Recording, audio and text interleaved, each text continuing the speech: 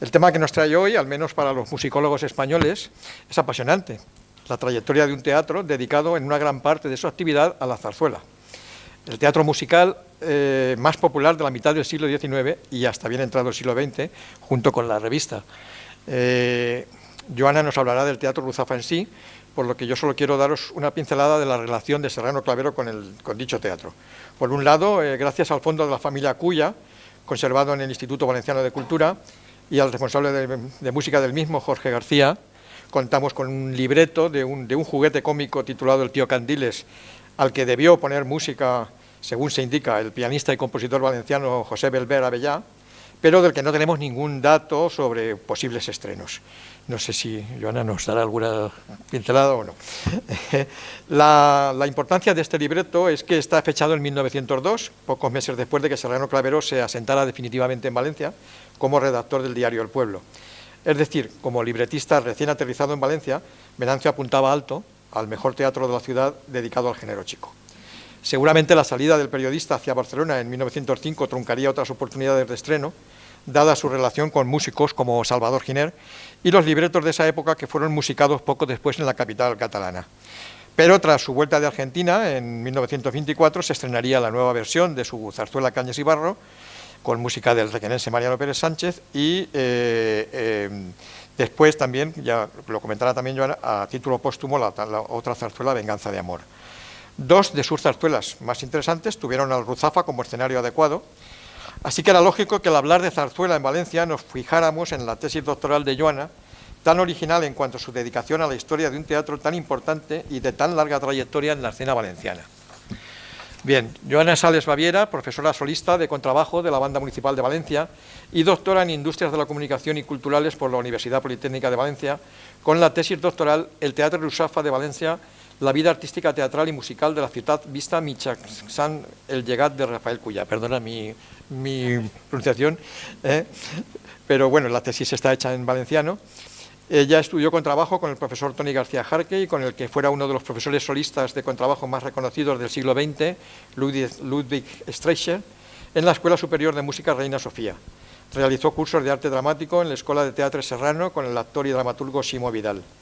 Ha sido profesora del Conservatorio Superior de Música Bonifacio Gil de Badajoz, del Conservatorio Municipal de Música José Iturbi de Valencia y catedrática del Conservatorio Superior de Música Manuel Masotti Litel de Murcia. En el mundo orquestal ha formado parte de la Orquesta de Valencia y ha colaborado en diversas ocasiones con la Orquesta y Coro de la Radio Televisión Española, Orquesta Sinfónica de Valencia y Orquesta Pablo Sarasate de Pamplona. En música de cámara ha colaborado en diversas agrupaciones como el Grupo Plural Ensemble, el Grupo Instrumental, Llevant Ensemble, Les Fems, Camerata Navarra, etc. Es fundadora de la agrupación Atemps Ensemble, con la que ha llevado a escena la traducción propia al valenciano, narración y dramatización de la obra musical y teatral Historia de un soldat de Igor Stravinsky. El reconocido compositor valenciano Francisco Llacer Pla le compuso y dedicó dos de sus obras, Poetizando lo coetáneo para contrabajo solo y Arquitecturas del silencio para viola y contrabajo. Ha publicado en la revista de gestión cultural Culturas el artículo Les Bellades valencianes al Teatre Ruzafa de Valencia, l'intent de crear un teatre valencià a la Renaixença. También la Revista Internacional de Literatura y Cultura Medieval y Moderna, Scripta, le publicó su artículo 6 peces teatrals desaparegudes del Teatre Valencià. Y nada, con ustedes, Joana. Gracias. Hola, buenas tardes a todas y a todos. Muchas gracias al Ayuntamiento de Requena, al Archivo Municipal y a la Asociación Requenense de Musicología, presidida aquí por Marcial García. Estoy encantada de estar aquí en Requena, muchas gracias por invitarme y así poder compartir con todos ustedes pues, un pedacito, ¿no?, de ese trabajo de investigación sobre el Teatro Ruzafa que he realizado.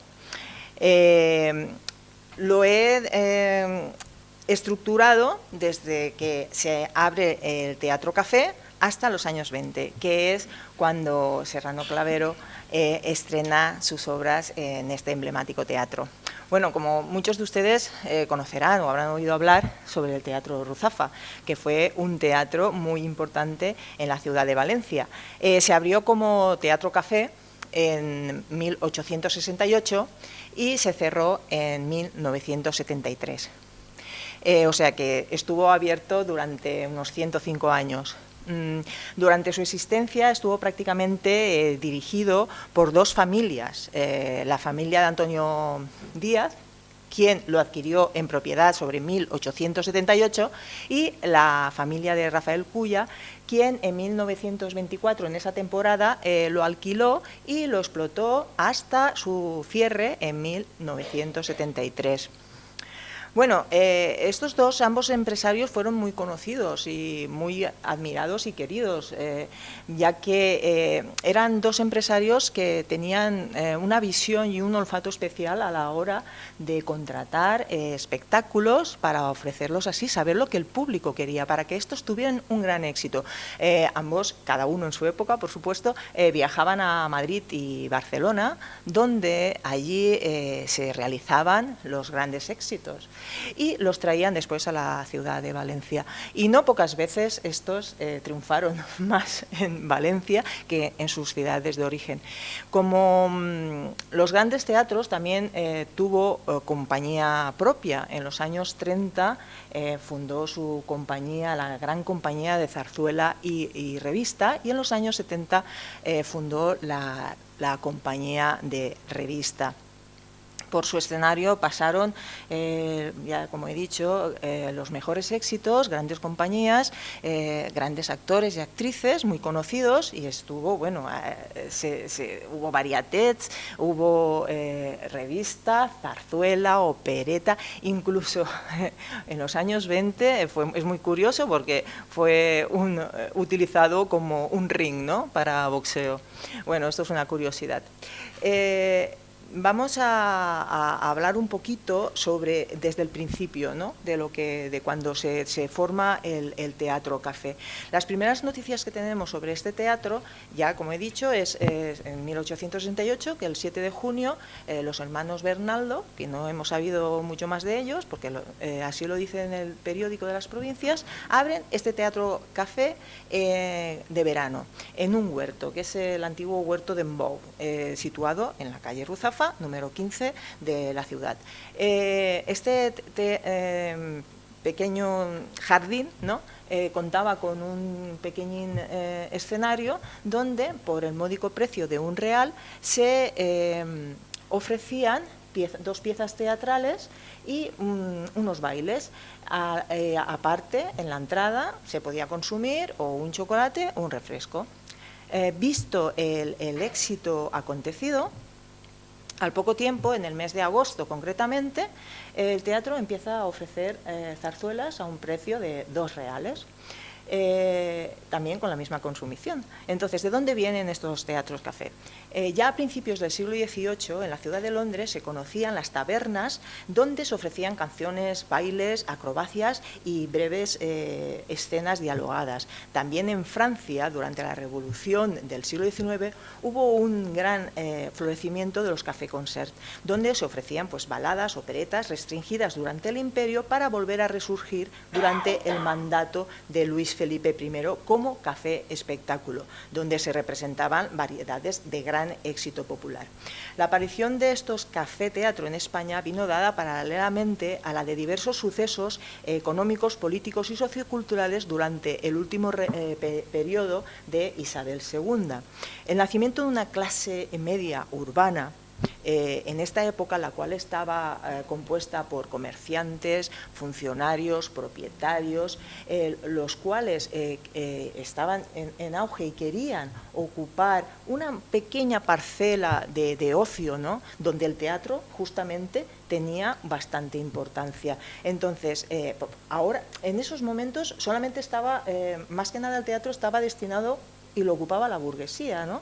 Entonces, en Valencia sí que existía un teatro muy importante, que era el Teatro Principal, abierto en 1832. Este teatro lo ocupaba la burguesía, la cual estaba prácticamente más interesada, pues, en la ópera, ¿no? También existía el Teatro Princesa, que se abrió en 1853, y el Belén del Colegio de los Huérfanos de San Vicente, donde se representaban los famosos miracles, ¿no?, de San Vicente. Pero a finales del siglo XIX, los café teatro teatro de verano, tan de moda, se fueron multiplicando por la ciudad. Y para satisfacer, como he dicho, a este tipo de clase más menestrales, ¿no? Podemos citar el Teatro de la Marina del Cabañal, el Teatro Café del Circo del Príncipe Alfonso, el Teatro Café de la Zarzuela, el Teatro Apolo, el Teatro del Buen Retiro, todos esos estaban en Valencia, el Skating Garden, situado cerca de la Alameda, el Teatro Circo Colón, el Café Teatro Madrid, el Tívoli Valenciano, que también era conocido como Teatro Díaz, etc. Entonces, el sábado 10 de octubre de 1868, el Teatro Café de la calle de Ruzafa abre su local de invierno, y ahí empieza ya con las temporadas teatrales. ¿Cómo lo abre? Con la zarzuela Jugar con Fuego. Esta zarzuela, en 3 actos, en verso, con el libreto de Ventura de la Vega y la música de Asenjo Barbieri, se estrena en el Teatro Circo de Madrid en octubre de 1851. Esta zarzuela alcanzó un gran éxito en su época, y su argumento se basa en una historia de amor llena de engaños y astucias y los desafíos de las diferentes clases sociales. La prensa la tildó de ópera cómica, y la música de Barbieri fue muy bien criticada y muy bien acogida. Vamos a escuchar un fragmento de esta bonita zarzuela, Suelta, pícaro sastre, con Antonio, que es el protagonista, y el coro de locos.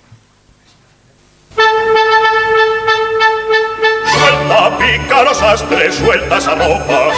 Yo vendo ropas hechas, ¿quién me las compra? Pícaro sastre, llama a los mercaderes a desnudarte. Pícaro sastre, llama a los mercaderes a desnudarte. Llama a los mercaderes a desnudarte, a desnudar. No soy sastre, señores, soy de los huestes. Pícaro sastre, tenemos relaciones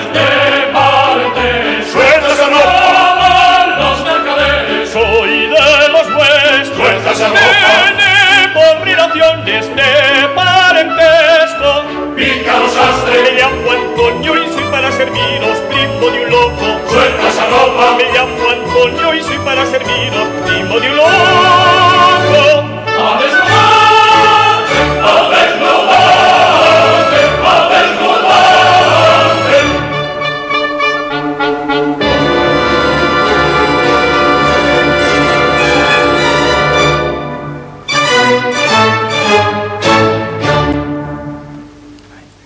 La palabra zarzuela a mediados del siglo XIX era defendida por compositores como Barbieri, quienes veían y asemejaban esta forma de teatro lírico, como el que acabamos de escuchar, a las óperas cómicas francesas, sin más diferencia que el idioma y el ropaje musical hecho a la española, aspiración operista que ya se vio naufragada sobre 1860. Con la proliferación de estos café teatro y la asiduidad del público, daba una demanda de obras cortas, por lo que se representaban piezas en un acto como juguetes, zarzuelas, comedias, intercaladas siempre por bailes o canciones. Durante el sexenio revolucionario, que va desde 1868 hasta 1874, hubo una creación masiva de obras nuevas de género chico, entonces tanto con música como sin ella, las cuales se estrenaron en los teatros madrileños como que eran conocidos entonces por la prensa como de Real la Pieza, que era barato, breve y divertido, y donde se iniciaron compositores de zarzuela como Chueca, Nieto, Rubio o Bretón. Según el historiador José de Leito, el género chico fue una idea de 3 jóvenes actores. Uno de ellos actuaba en el Café del Recreo de la calle Flor Baja de Madrid, y era José Vallés, conocido también como el joven Romea por su buen porte y su buena declamación. Los otros 2 actores eran Juan José Luján y Antonio Riquelme, quienes actuaban en el Café Teatro Lozoya. En 1867, Riquelme tuvo la idea de implantar en el Café Teatro del Recreo un teatro por secciones, o sea, de a real la pieza, abaratando los costes de las entradas y multiplicando las actuaciones. De ese modo recogerían al Madrid nocturno y harían la competencia a los Café Concert. Los 3 amigos serían al mismo tiempo empresarios y a la vez ellos actuarían. Entonces, esto se empezó a llamar el género chico. Es de ahí donde nace el género chico. En un principio las piececillas eran sin música, la cual vendría después. La duración de estas piezas, que duraba un acto, y la temática, la de definir a una sociedad de la Restauración con una estética popular y nacional dada a nada más que a la risa y al entretenimiento. La creación del teatro por horas en el recreo colmó y superó las esperanzas de sus fundadores, porque los precios bajos, la brevedad y la facilidad de horario hacía que el público llenase los teatros a diario, ¿no?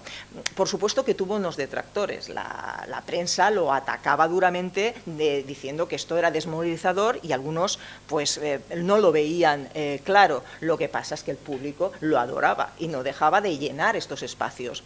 Hemos de incluir a la programación de género chico el género bufo, que nació y salió paralelamente prácticamente.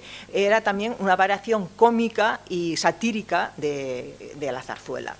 Los espectáculos incluían frecuentemente textos dialogados, canciones, pantomimas, acrobacias y juegos malabares. Y en 1865, en el Teatro Variedades de Madrid, se formó la compañía de los bufos Arderius, siguiendo la tónica del café concert y el café spectacle de origen francés. Francisco Arderius pasó un verano en el París de Offenbach y vino cargado de ideas. Allí se quedó prendado por los Buffs Parisiens, una compañía que hacían un tipo de operetas en un acto que eran caricaturas intencionadas y a veces burdas, donde ridiculizaban al emperador y a su corte bajo la apariencia de reyes antiguos y personajes mitológicos. Arderius vino, súper cargado de estas ideas y lo implantó en Madrid, y en 1866 se estrenó la zarzuela bufa, Pasillo Cómico, El joven Telémaco. Que esta zarzuela, con el libreto de Eusebio Blasco y música de Maresco Rogel. Esta zarzuela bufa es una parodia de la mitología clásica que toma la historia original del hijo de Ulises, que va en busca de su padre. Entonces, la música es variada con ritmos populares como la habanera, Me gustan todas, cantada por el joven Telémaco. De esta obra se hizo célebre el coro femenino de Suripantas, que eran 12 mujeres jóvenes cantando un griego inventado, macarrónico, mientras contoneaban sus jóvenes cuerpos. De ahí que el nombre Suripanta se le atribuyese a las mujeres provocativas, y hasta el diccionario de la RAE, ¿no?, lo aceptara como definición despectiva hacia las mujeres. El joven Telémaco fue representada también en el Teatro Ruzafa en la temporada de 1868-1869, que fue cuando en su apertura, en la temporada de invierno. Esta puede considerarse el primer antecedente a la revista frívola, ¿no?, por las pocas ambiciones que tenía, simplemente era la de divertir y entretener al público. El género chico, teatro por horas, según algunos historiadores, como hemos dicho, como Deleito y Piñuela, consta de 3 periodos. El primer periodo abarca desde 1880 hasta 1890 y lo denomina de formación. El segundo, desde 1890 a 1900, denominado de plenitud. Y el tercero, de 1900 a 1910, que lo denomina decadencia y muerte. Deleito, al igual que Casares Rodicio, considera el año 1880 como el comienzo del género chico, propiamente musical, con el estreno de la zarzuela La canción de la Lola, con el libreto de Ricardo de la Vega y la música de Federico Chueca y Joaquín Valverde. La temática de este sainete lírico son las costumbres cotidianas de un barrio típico de Madrid, castizo, con escenas cómicas y músicas de la época como el vals y las coplas. Vamos a escuchar el preludio de la canción de la Lola.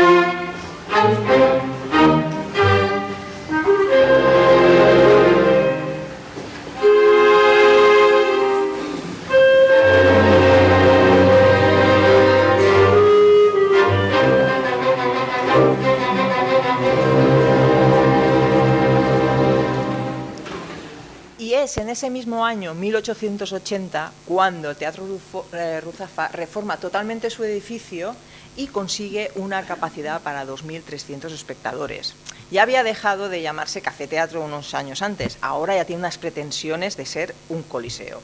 Observando las programaciones del Ruzafa desde su creación en 1868 hasta finales del siglo, 1899, observamos cómo en estos 15 años de vida las compañías mayoritariamente son de declamación. No es hasta 1885-1886 que anuncia una compañía de zarzuela como tal para llenar una temporada.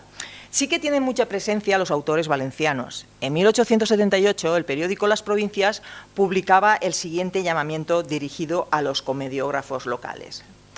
La empresa del Teatro Café de la calle Ruzafa, deseosa de contribuir al engrandecimiento de la literatura patria, estimulando a los autores dramáticos de esta ciudad, ha hecho un llamamiento a los mismos para que se dignen a presentar las obras que produzcan a dicho teatro con objeto de ponerlas en escena, siempre que reúnan las condiciones convenientes y puedan representarse con los elementos de que dispone la requerida empresa.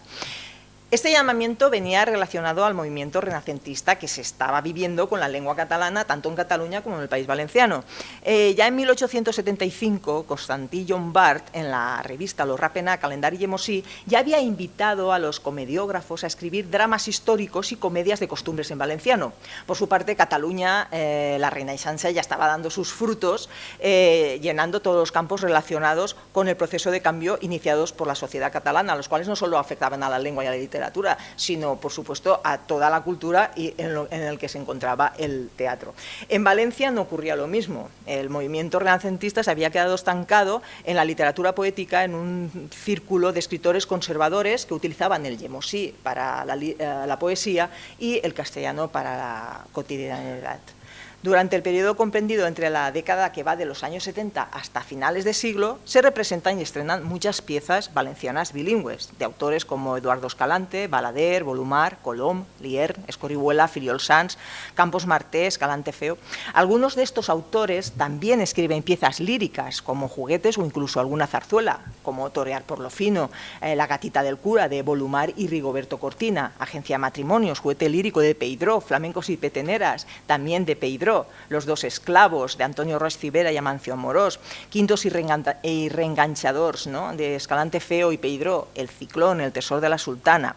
Bueno, una cosa es que sí que se considera como, y ya había una zarzuela en valenciano de costumbres valencianas de 1856, que era Un casamiento en Picaña, y esa está considerada como la primera zarzuela escrita en costumbres valencianas, que es de Antonio Palanca y Roca con la música de Joan García. Una anécdota que tengo es que Asenjo Barbieri le pidió a Eduardo Escalante un libreto para poder él musicar de zarzuela. Escalante lo escribió y se lo envió. Desgraciadamente el maestro Barbieri murió y no lo pudo musicar. Sus herederos lo encontraron y se lo devolvieron a Escalante. Escalante no hizo nada con él, lo guardó y murió. Y en 1895 sus herederos lo encontraron y ¿qué hicieron? Quitaron la parte de la música y se estrenó en el Teatro Ruzafa la noche del homenaje póstumo a Escalante. Esta pieza se llama Trapatroles. Entonces, tenemos que durante este periodo el teatro se nutre mayoritariamente de compañías de comedia autóctonas, con una programación bilingüe, las cuales intercalan algunas programaciones líricas. Hemos de decir que estos actores y actrices sabían hacer de todo, sabían cantar, sabían bailar, sabían actuar, y entre las obras de los actores en lengua castellana más conocidos que son representados podemos mencionar Música del porvenir, Bola 30, de Jackson Bellán y Manuel Nieto, Tres ruinas artísticas, de Lastra y Chueca, Don Benito Pantoja, de Olona y Nieto, Las mil y una noches, de Pina Domínguez y Caballero y Ángel Rubio, Certamen nacional, de Perrín Palacios y Nieto, Al agua patos, de Jackson Bellán y Rubio, el organista, de Estremera y Chapí, La Zariena, de Estremera y Chapí, El señor corregidor, de Irrazoz y Chapí, Clases especiales, de Jackson Bellán, Ángel Rubio, El coche correo, de Arniches, López Silva y Chueca, el jefe del movimiento, bueno, y sin fin. Será la primera década de siglo cuando las temporadas teatrales del Teatro Ruzafa abren con compañías de zarzuela propiamente dichas, y durante esta se suceden un buen número de estrenos. Muchas de estas compañías abren la temporada de invierno y continúan en la temporada de Cuaresma y Pascua. El público del Ruzafa podrá disfrutar de éxitos representados en Madrid, y así lo anuncian los programas de inicio de cada temporada, como podemos apreciar en este programa. Ahora no lo pasarán. Como podemos apreciar en este programa, el más antiguo conservado al legado del teatro sobre la apertura de una temporada teatral, el cual corresponde a la compañía de zarzuela de Miguel Miró de 1899-1900. Aquí se anuncia el estreno de la zarzuela cómica en un acto La Luz Verde, y también la presencia de sus autores para ese día, Fiacro y Raizoz y Amadeo Vives. Como era costumbre, los célebres autores y compositores del momento eran invitados y recibidos con gran agasajo. En este caso, Raizoz y Vives habían llegado a Valencia el día anterior para poder así presenciar el ensayo general. Había mucha expectación en Valencia, porque tanto Raizoz como el maestro Vives eran dos autores muy conocidos. Entonces, la obra se había estrenado en el Teatro Apolo de Madrid el 16 de junio y tan solo 4 meses después ya estaba en el escenario del Ruzafa. Allí había tenido muy buena aceptación, sobre todo la música de Amadeo Vives, la cual estaba escrita como una música fresca y nueva para un género grande, escrita para un género chico. Entonces, y a finales del siglo y a principios del siglo XX, las revistas políticas y de actualidades habían empezado a copar los carteles. La pérdida de las colonias en 1898 marcaba también a la sociedad española y quería ir al teatro a divertirse y pasarlo bien, y los autores españoles empiezan a nutrir abundantemente a los coliseos con títulos que no alcanzan el suficiente éxito como para perdurar por mucho tiempo en los carteles. Estas revistas líricas llevan intercalados cuplés, tangos con letras de doble sentido cantados con gracia y descaro.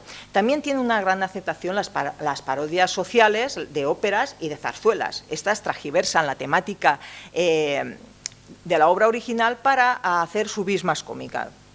Podemos poner el ejemplo del Cuñado de Rosa, que es una zarzuela cómica que esta parodia al Puñado de Rosas, que es del maestro Chapí, o La Fosca, a la ópera tosca, el Tenorio feminista, que parodia a la obra de Don Juan Tenorio, o Que Alma de Dios, que parodia a la obra de Alma de Dios.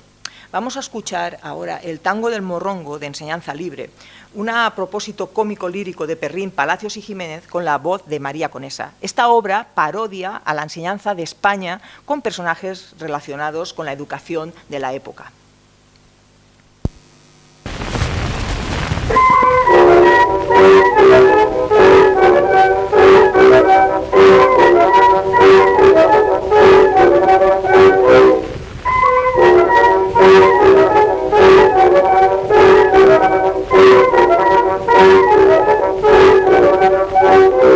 Arceidalillo tengo un morrongo que cuando la tarde y así me lo pongo.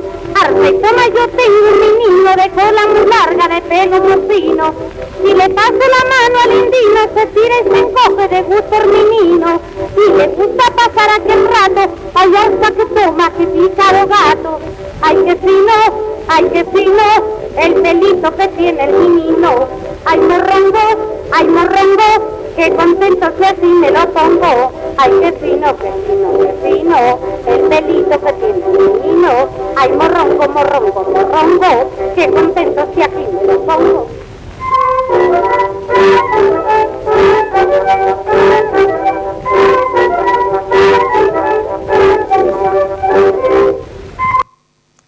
Debido a esta gran producción de obras, las compañías de zarzuela suben más de 50 títulos durante cada temporada. Un tercio de ellos son obras de estreno, de las cuales el Ruzafa hacía grandes inversiones en escenografía, vestuario y atrecho. Una de las zarzuelas que más veces a lo largo de diversas temporadas se ha subido al escenario del Ruzafa es Bohemios, de 1904, de Guillermo Perrín y Miguel de Palacios, con la música del maestro Vives. Inspirada en la novela de Bohemios, de Henry Murger, muestra la vida y desventura de unos jóvenes en el París de los años 30, de 1830. Esta se estrenó al Ruzafa en la temporada de 1904, una temporada que de las 58 obras representadas, 24 de ellas fueron estrenos. Esa temporada Bohemios alcanzó las 50 representaciones. Vamos a escuchar el dúo de Bohemios.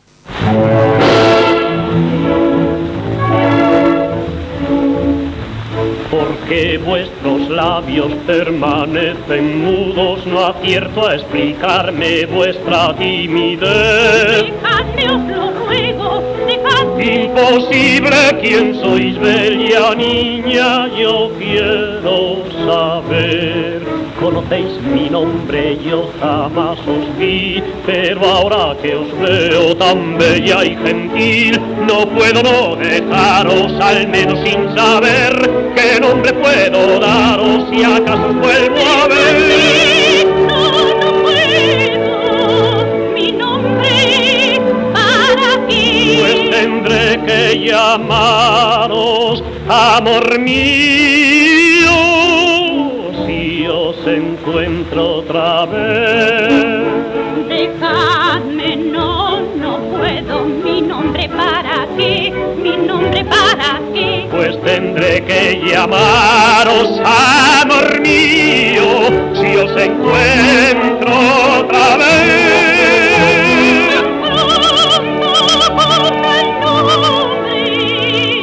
No sé de responder. Cuando volváis a verme, llamadme José. José. Dejadme partir, dejadme Roberto marchar, esas frases ardientes de amor puede escuchar. Por siempre rendido quedé, por siempre ya vuestro soy yo, y esclavo dichoso seré de vuestro amor, de vuestro amor. Por favor, si me quedo de ti, Yo vuestra ausencia no puedo sufrir, no puedo sufrir nunca otro rostro más bello.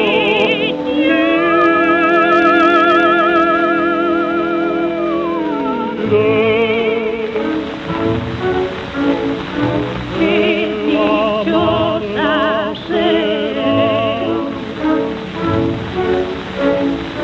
si consigo mayor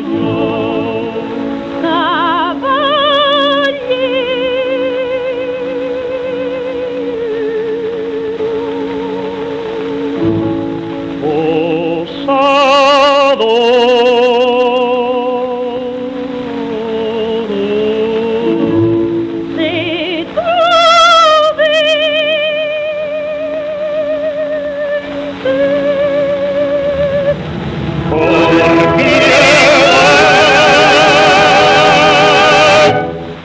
Por Dios.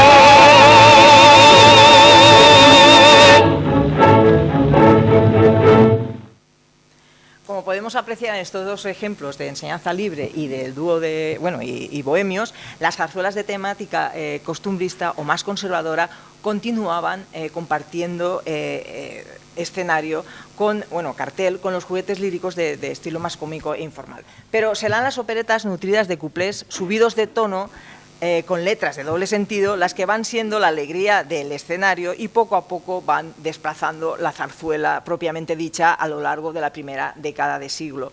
La opereta La gatita blanca de 1905 de Jackson Bellán, Jacinto Capella y música de Jerónimo Jiménez y Amadeo Vives fue estrenada al Teatro Ruzafa el 13 de febrero de 1906, la misma noche que se estrenaba en el Teatro Apolo de la ciudad. En Madrid había obtenido un gran éxito y en Valencia las empresas del Apolo y del Ruzafa entraban en en competición para llevar término la mejor representación. Ambos teatros habían invertido mucho dinero en decoración, vestuario y ambos tuvieron un lleno absoluto. Durante la temporada de invierno del Ruzafa, La Gatita Blanca se reprodujo 22 veces y en la de Cuaresma 40. La tiple protagonista del Apolo era Carmen Sobejano, que debutaba esa noche y fue calificada por la prensa como una mujer de cara graciosa que recitaba bien los cuplés y se adaptaba fácilmente al escenario. Pero la tiple protagonista del Ruzafa era la conocida Pilar Martí, que según la prensa era la alegría de la casa. Sus condiciones excepcionales de tiple cómica le valieron anoche un nuevo éxito y, por cierto, de los más ruidosos y más merecidos. Al aparecer en escena, el público la saludó con una ovación. Estaba muy guapa y muy elegantemente vestida. Cuplés de la gatita hubo de cantar al menos 8, cosa que basta para hacer comprender cómo los diría y cómo los adornaría.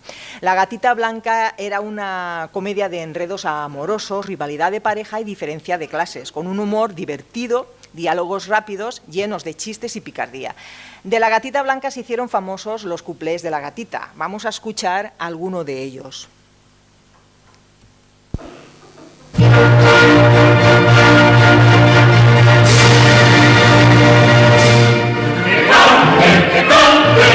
Y que voy a cantar los cuplés de la gatita, pues oído que allá van.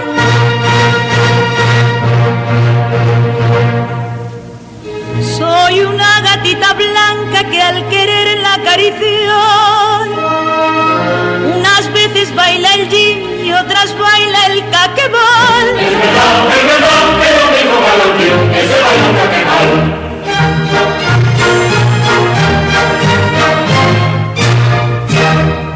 Un gatito muy travieso quiso conmigo jugar y me puso tan nerviosa que le tuve que arañar, pero tan meloso se llegó a poner que al fin convencida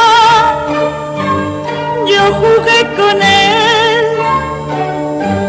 y tuvo unos juegos él muy pícaro, que él muy sinvergüenza me hizo a mí un chichón. Y cuando aquel bulto llegó a deshinchar, con unos cuantos gatitos nos pusimos a jugar.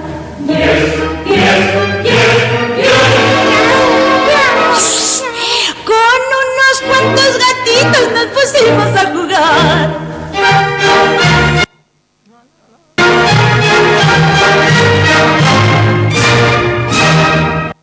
Durante la temporada de invierno de 1907-1908, otra obra que se hizo fue la revista musical en un acto, La Alegre Trompetería, de Antonio Paso y música de Vicente Lleó, la cual se estrenó en el Ruzafa el 10 de enero de 1908, subiendo a escena 67 veces. La revista de crónica teatral El Arte del Teatro, en la crónica que dedicaba a los teatros de Valencia, describió como éxito ruidoso su estreno.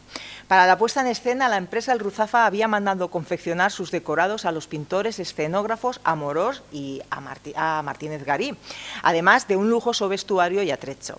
La Alegre Trompetería muestra personajes de la vida cotidiana de una manera muy divertida y fresca. De esta obra se hizo famoso el pasodoble de las toreadoras y el cuplé titulado La Regadera, en el cual se podía apreciar este lenguaje típico, ligero y descarado, tan al gusto de la época. Escuchemos un fragmento del cuplé de La Regadera.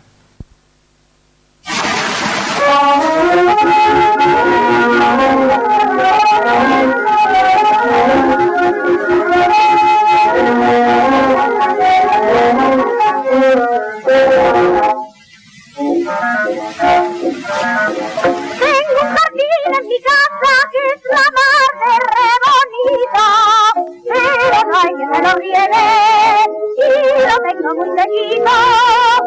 ¡Ay! Y aunque no soy jardinera,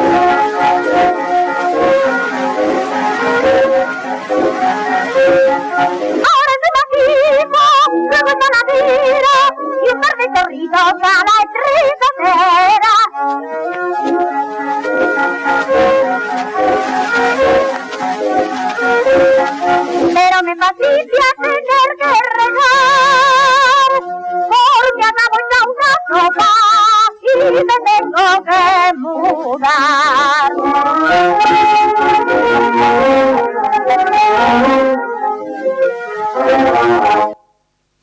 Sin duda, una de las obras que más repercusión tuvo en la década y que todos conocemos es la opereta bíblica La corte de Faraón, de Guillermo Perrín, Miguel de Palacios, con la música del maestro Vicente Lleó.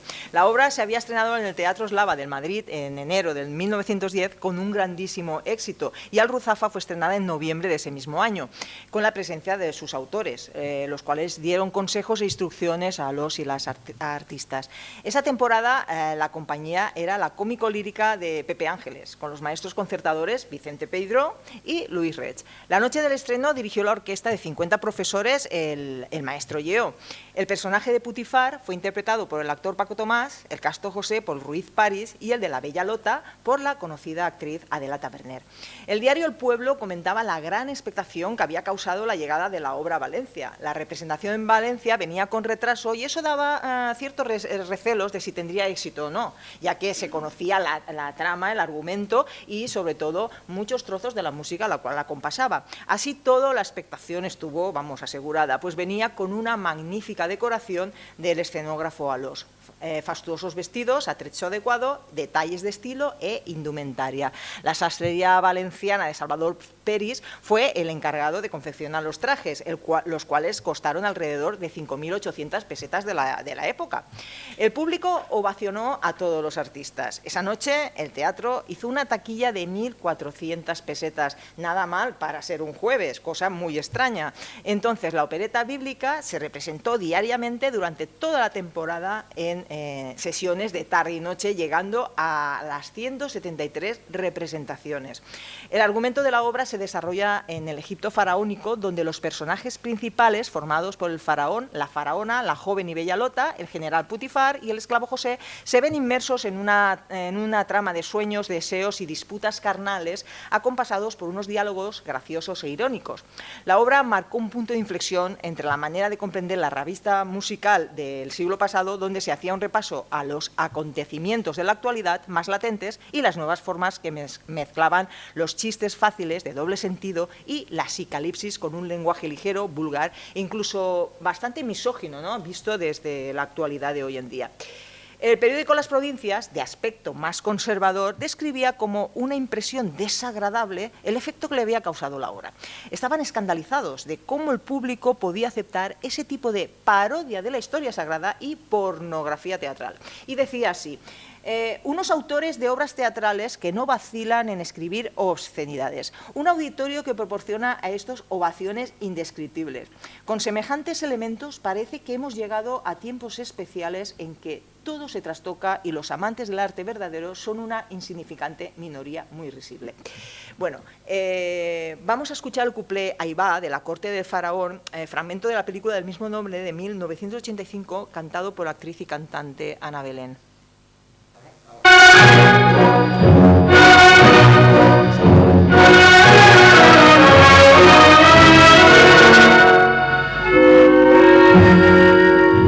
Son las mujeres de Babilonia, las más ardientes que el amor crea, tienen el alma samaritana, son por su fuego de Galilea.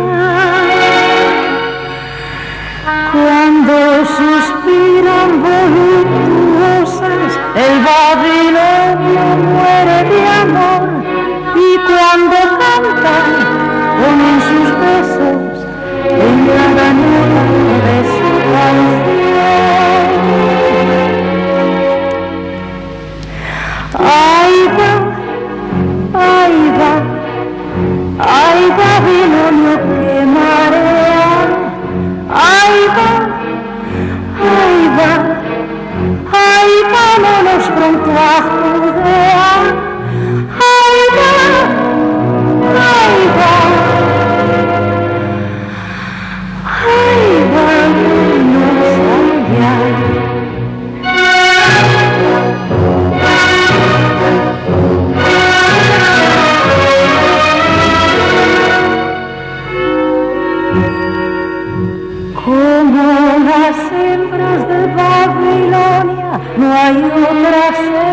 gustan y excitantes, arden sus ojos de amor la llama, buscan sus labios besos amantes.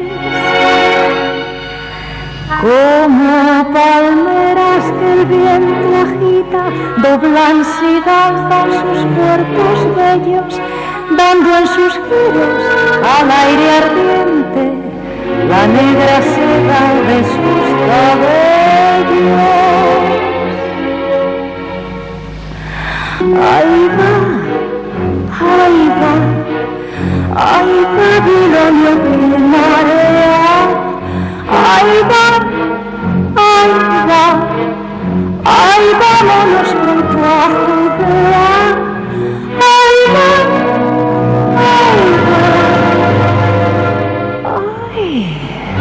vámonos allá.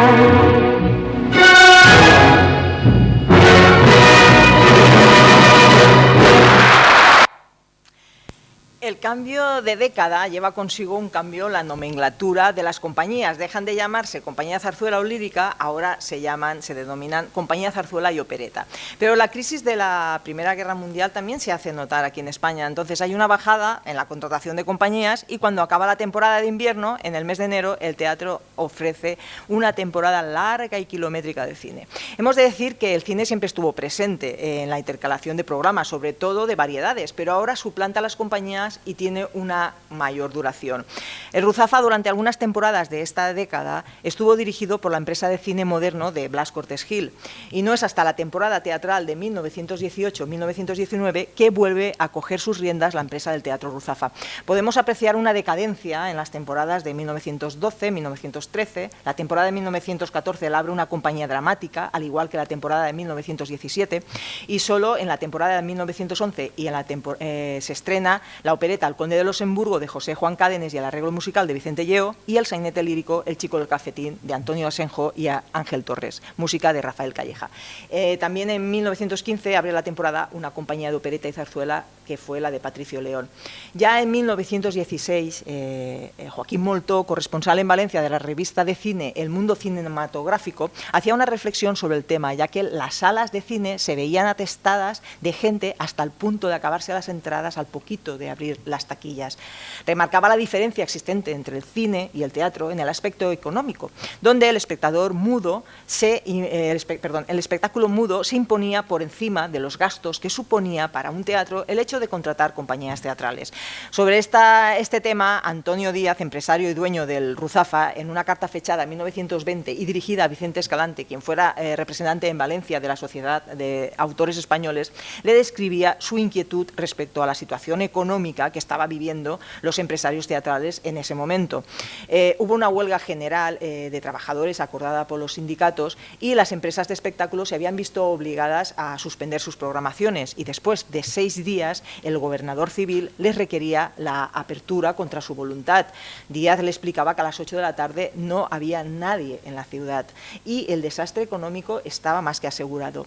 Le mencionaba también que la subida de precio que habían sufrido los actos, por ejemplo, el acto de comedia ya valía 25 pesetas y el acto de zarzuela 35. Esto era imposible de asumir y le pedía el favor que tomase cartas en el asunto porque si no se vería obligado a cerrar lo que era el teatro, pero para dar cine, ya que daba unos modestos rendimientos, pero era más cómodo, ya que no tenía que luchar contra compañías, actores, músicos, coros, etcétera.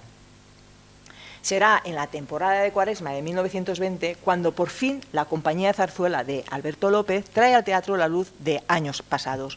Esta temporada se estrena la humorada cómico-lírica Las Corsarias, de Enrique Paradas y Joaquín Jiménez, con la música de Francisco Alonso y La Perfecta Casada, descrita en su libreto como institución libre de enseñanza para la mujer, de Aurelio Valera, Francisco Torres, con la música también del maestro Alonso. Las Corsarias se había estrenado en octubre de 1919 en el Teatro Martín de Madrid y allí consiguió las 1000 representaciones. Esta obra fue uno de los grandes éxitos del maestro Alonso, gracias a su música directa, retozona y de impacto seguro y sobre todo enormemente popular. Uno de los números musicales incluye el célebre pasodoble de Banderita, que fue adoptado por las tropas del ejército español en su marcha hacia Marruecos. Tan grande fue su éxito que el maestro Alonso fue condecorado con la Cruz de Alfonso XII. Al Teatro Ruzafa Las Corsarias se estrenó en la noche del miércoles 14 de enero de 1920. Los periódicos vaticinaban que sería la obra de la temporada y no iban mal encaminados. Esa noche se repitieron los 5 números de música en medio de atronadores aplausos. La actriz Adela Taberner hacía el papel de abanderada y cantaba el famoso pasodoble acompañado por un coro de soldados femeninos vestidos con mantones de Manila. Escuchemos pues el pasodoble de la Banderita interpretado por Marujita Díaz.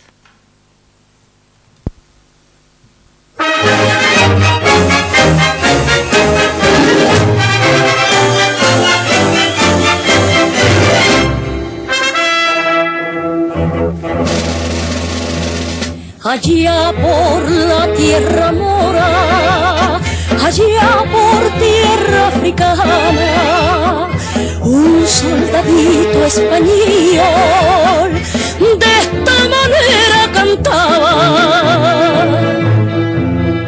como el vino de Jerez y el vinillo de Rioja son los colores que tiene la banderita española, la banderita española.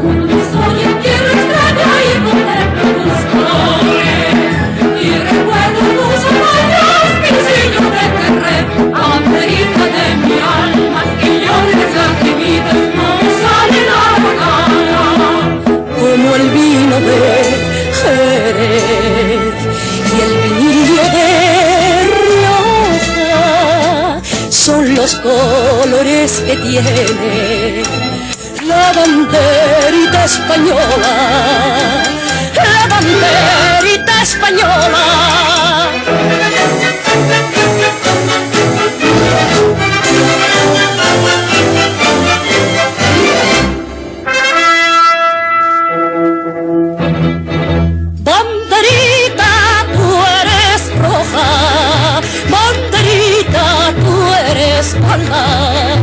Llevas sangre, llevas oro en el fondo de tu alma. El día que yo me muera, si estoy lejos de mi patria, solo quiero que me cubren con la bandera de España.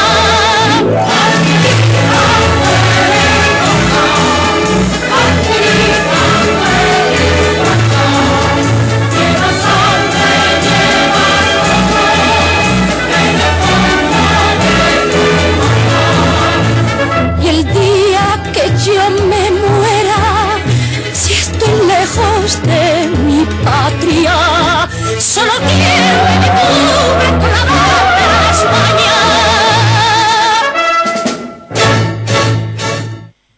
Por una carta dirigida al maestro Alonso, el empresario Ruzafa le invitaba a la 50ª representación de las Corsarias, cosa que también había hecho con Paradas y Jiménez. Al mismo tiempo, le notificaba a los 50 pueblos de las 3 capitales valencianas de la provincia, por los cuales tenía la intención de realizar una gira con la exitosa obra. Entre ellos se encontraba Requena.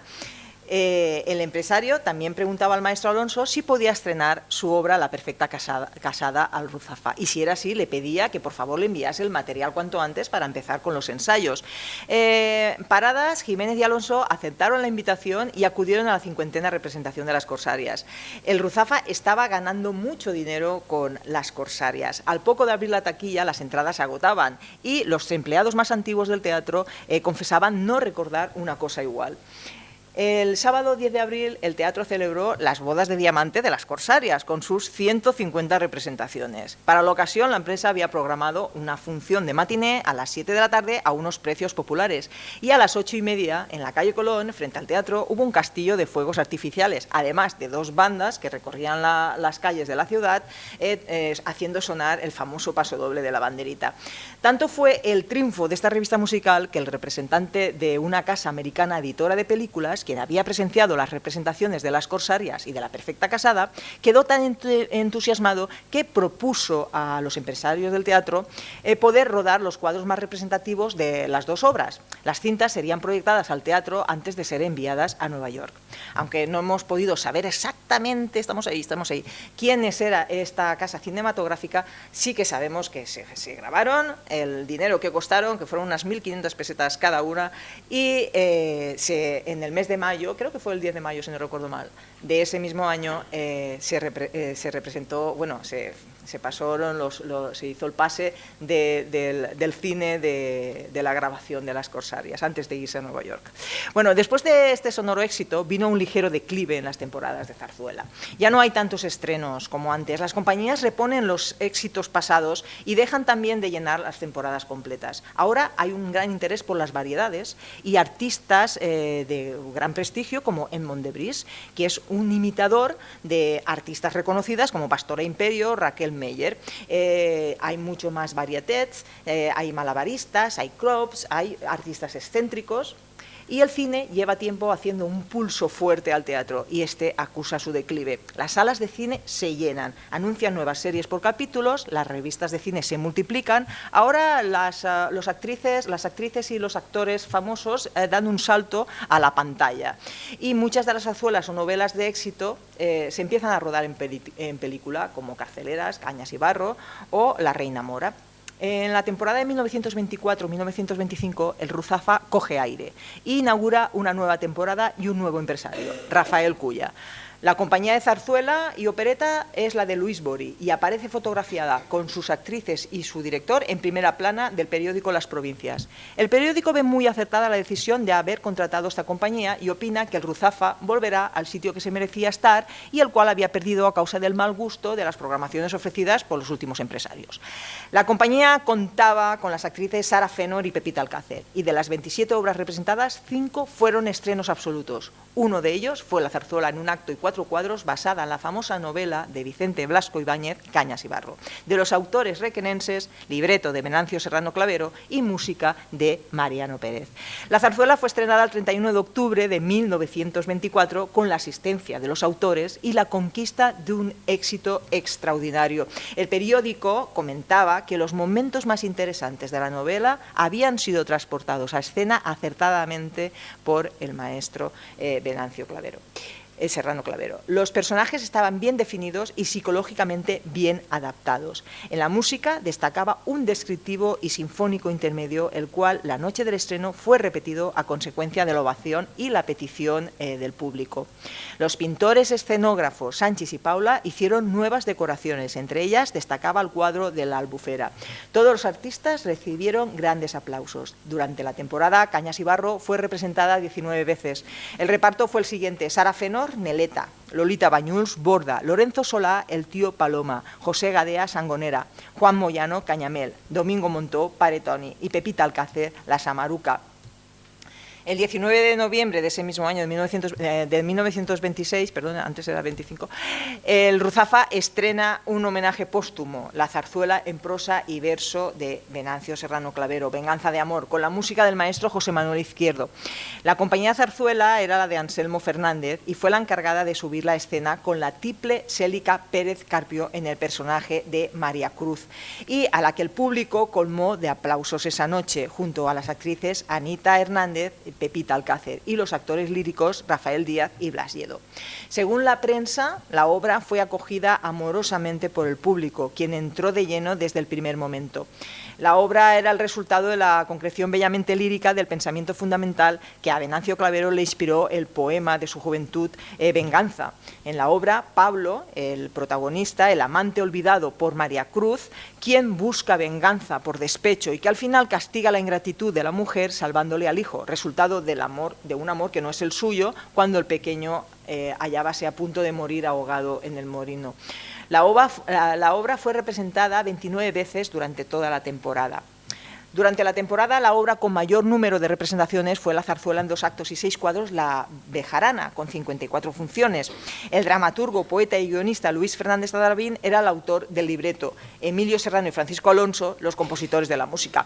La obra disfrutaba de un gran éxito en toda España. El Ruzafa había cerrado el teatro 2 días antes del estreno para ocuparlos en ensayos de la compañía, y esa noche del estreno el popular Coliseo estuvo un lleno absoluto. La Bejarana, ambientada en Salamanca, recoge motivos musicales de Castilla en su partitura. El dramaturgo había recopilado las costumbres y los caracteres de la región con los amores y desamores de los protagonistas, juntamente con los sucesos bélicos del momento con Marruecos, para plasmarlos en el libreto. La música fue repetida a petición de los espectadores y números como el de la rondalla, las canciones coreadas o el conjunto del final del primer acto fueron los preferidos de los asistentes. Los autores que estuvieron presentes y la compañía salieron en diversas ocasiones a saludar. Este podría ser un ejemplo del intento, ¿no?, de volver a escribir zarzuelas con temática costumbrista, como se había hecho en épocas anteriores. Escuchemos la rondalla de los quintos de la zarzuela de La Bejarana.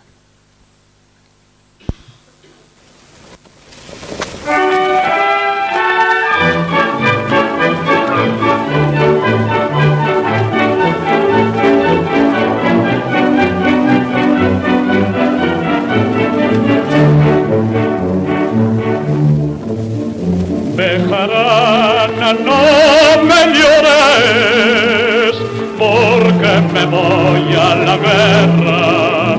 Ya vendrán tiempos mejores en que cuides la becerra, mientras yo riego la tierra, para que tú tengas flores. Partirá tu regimiento, porque le tocó la suerte, mas no tengas sentimiento, que librarás de la muerte.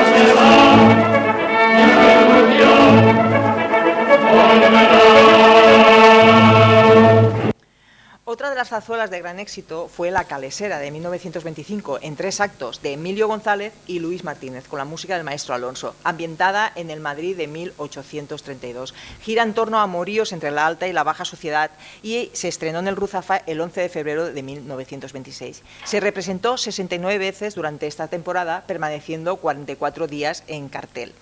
La obra fue montada en tan solo 10 días. El lujoso vestuario fue confeccionado también por la casa de Salvador Peris y toda la pasamanería por Rafael Balaguer. La escenografía fue a cargo de los pintores Sánchez, Paula, Pastor y Rovira. Para su estreno se contrató exprofeso a la cantante Colarraga, quien en el papel de Maravillas lo había estrenado en Madrid. Y la prensa decía de ella que la tiple poseía las características adecuadas como actriz, cantante y artista temperamental, toda pasión y ternura. A posteriori, La Calesera se estrenaría en el Teatro Apolo de París y en el Teatro San Luis de Lisboa, además de otras capitales de Latinoamericana.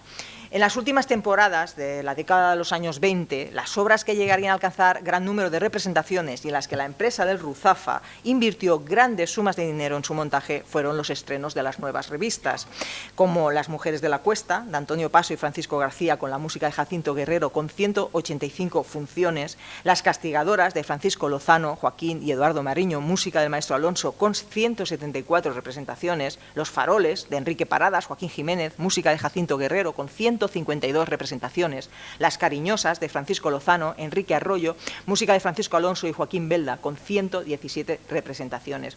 Por supuesto que se siguieron escribiendo alguna que otra zarzuela, pero sin tanto éxito como arrasaban las revistas. Zarzuelas como La Mariblanca, La Pastorela, Las espigas, La del Soto del Parral, La prisionera, Las niñas de mis ojos, La parranda, Coplas de ronda, El romeral, Las campanas de gloria. De todas estas zarzuelas estrenadas, ninguna de ellas alcanzó ni una tercera parte que lo hicieron las revistas. La crisis de la zarzuela venía acusándose ya desde hacía tiempo. El cinematógrafo y más tarde el cine fue sin duda uno de los enemigos fundamentales del teatro. Ya no se escribían libretos interesantes, los empresarios teatrales hacían cada vez más cortas las temporadas teatrales para dar paso a programas kilométricos de cine, el cual llenaba las salas y, como hemos dicho, les resultaba más económico de mantener.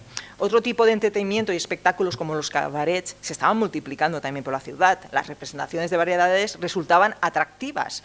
Cantantes como la Goyita, Elvira de Amaya, nuevos ritmos, el charleston, el foxtrot, nuevas músicas más divertidas y alegres que las típicas zarzuelas que, con sus argumentos castizos o costumbristas, ya no despertaban tanto interés.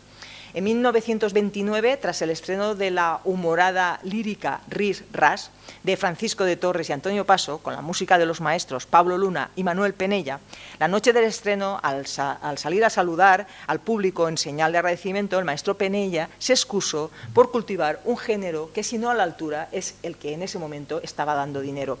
Y es que el cliente siempre tiene la razón y al final los autores que en ese momento se adaptaron son los que pudieron sobrevivir.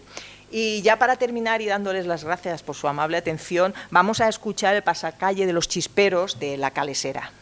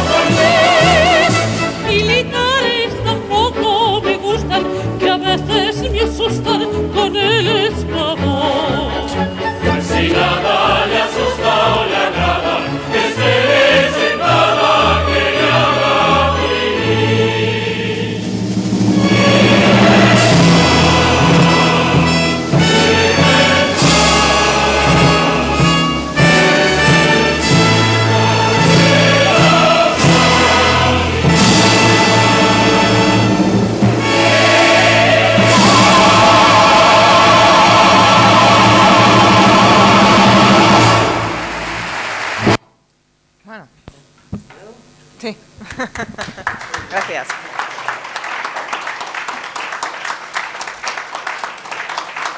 Muchas gracias. Gracias. Bueno, ha sido estupendo tenerte aquí y bueno, no sé si hay gente o personas que quiera preguntar. Yo quería comentar una cosita porque, claro, estaba escuchándote y estaba trasladando muchos de esos cantantes y músicos a Requena, porque Pilar Martí, Patricio León, claro. Adela Taberner, todos estuvieron en Requena, incluso Vicente y Leo estuvieron en Requena. Salían de gira, salían de gira, claro, salían de gira. Las giras de provincia, claro. ¿no? No solamente estaban en la capital. Sí. Y luego, en Venganza de Amor, cuando han dicho el reparto, yo no me acordaba del elenco de Venganza de Amor, de Serrano Clavero y de José Manuel Izquierdo, y es que dos de los cantantes eran de la zona. Celica Pérez Carpio era de Jarajuel y Blas Lledó era de padres requenenses. No nació en Requena por un año, toda su familia era de Requena. Que fue el mismo barítono que estrenó El Gato Montés. Ajá. Blas Lledó. Sí. Y o sea que Cora Raga era de Villamarchante, Cora Raga, de Villamarchante también. Sí.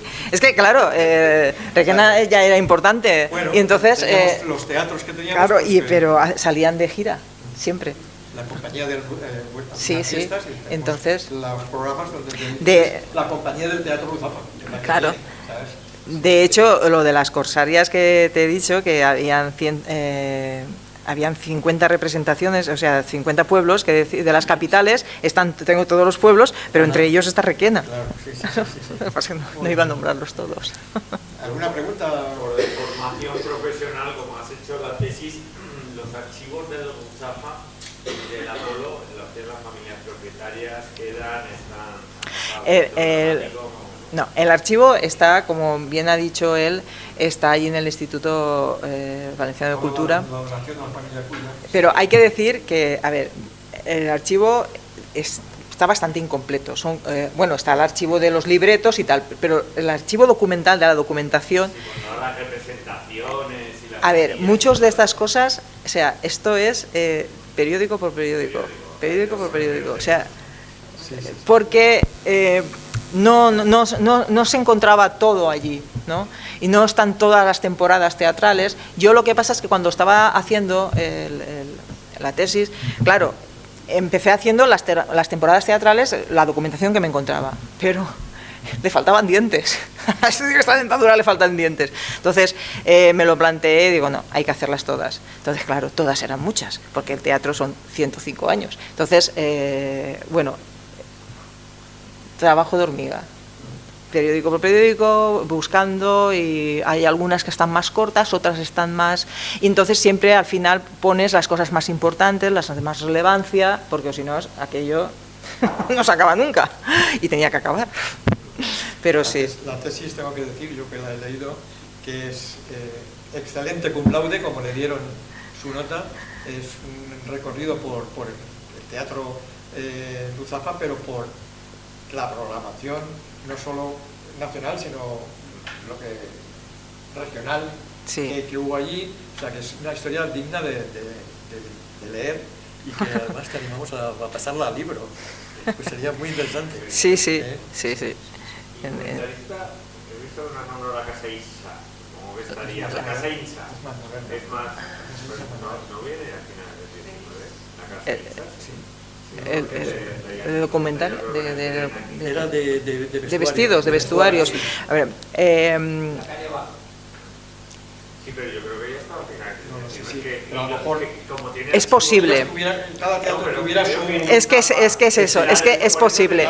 No, es que es así como cada teatro tenía sus escenógrafos, sus pintores escenógrafos. Es que es posible. Lo que pasa es que, claro, ellos trabajaban con esta casa y además pasaba de padres a hijos, igual que la peluquería, que era de Lita, o sea, pasaba de padres a hijos, y así era. Incluso los escenarios, todo estaba, como trabajaban con los mismos, tenían los almacenes cerca de los teatros, enrollados, que servían de unos para otros. ¿Sabes? Eran pintores escenógrafos. Sí.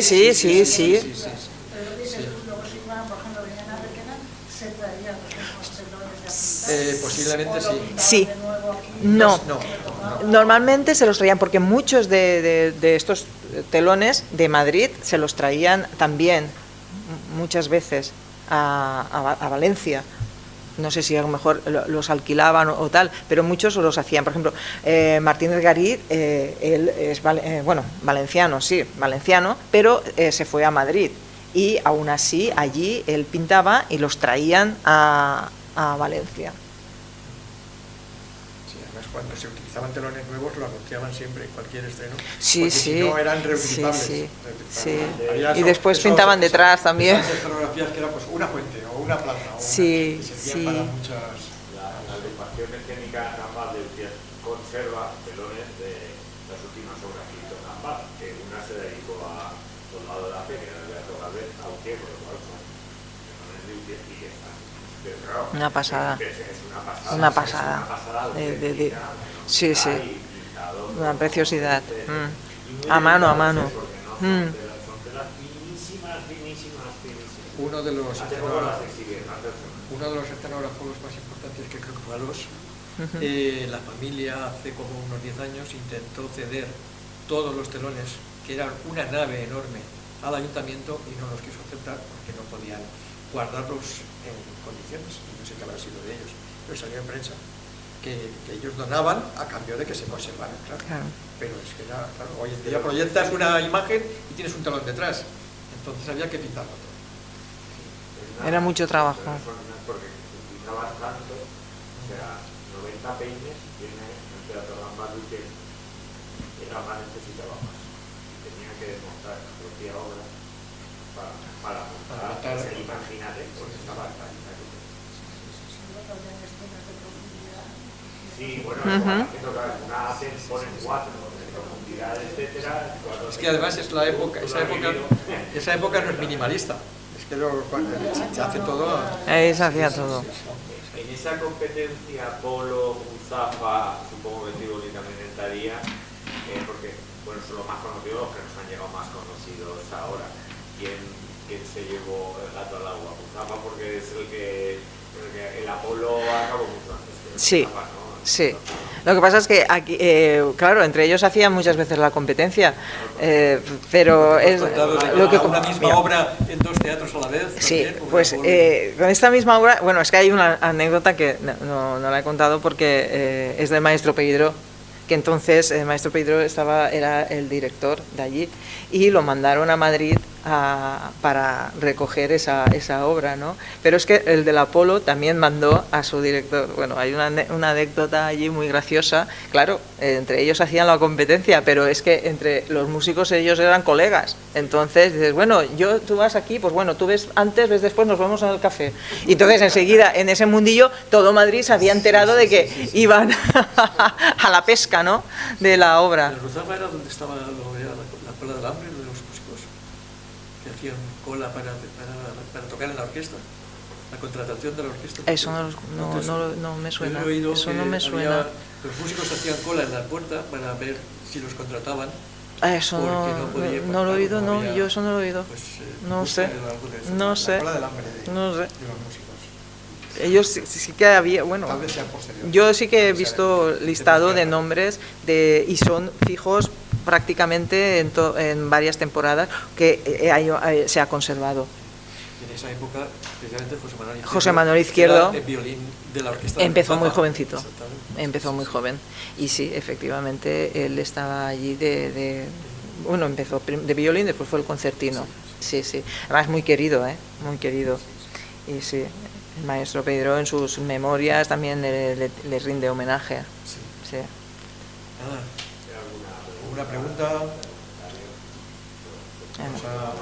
Pues nada, espero que por lo menos les haya gustado y se hayan entretenido un poco. Audiovisual, no sé. Estupendo. Muchas gracias. El próximo viernes seguimos, en este caso vamos a tocar el tema periodístico, muy interesante también. Periódicos y periodistas en la Valencia de 1900 con Antonio Laguna y lo mismo a las 6 de la tarde, aquí el próximo. Muchas gracias.